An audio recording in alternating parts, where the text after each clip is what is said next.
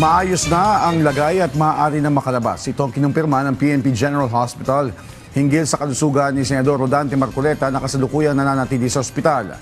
Pagtitiyak pa ng PNP-GH, fit to travel na ang senador at pwede na rin humarap sa korte. May report si Ryan Lesiges.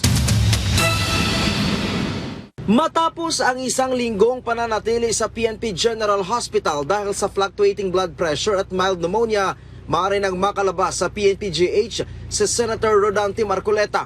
Ayon kay PNP-GH Internal Medicine Department Chief Police Lieutenant Colonel Ben Alibayani, stable na ang kondisyon ng senador at controlled na ang blood pressure na 130/90. Tinatapos na lamang ng senador ang pag-inom ng kanyang antibiotics para sa kanyang mild pneumonia. Clinically stable naman po si Senator Marcoleta.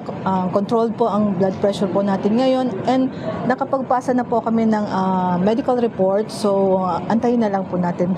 Sabi pa ni Bayani na fit to travel na ang mambabatas, pero hindi pa aniya masabi ng kanyang mga doktor ang eksaktong araw kung kailan ito maililipat sa regular na kulungan.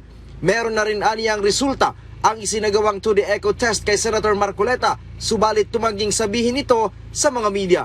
Nirecommend lang po natin siya na for completion po ng antibiotics sa kanya, then anytime po pwede naman na po siyang umarap po sa kanya.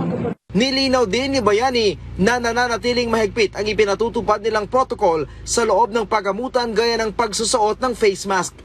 At tapos na po yung pag-uusap doon, na-clear na po lahat yun. So meron na pong coordination between us and the CIDG. So maayos na po yun sa coordination po natin. Nitong nakaraang linggo, sinita ng Sandigan Bayan ang sunod-sunod na pagtanggap ng bisita ng mambabatas kahit na meron itong pneumonia. Mula dito sa Campo Crame, Ryan Lesiges para sa Bayan.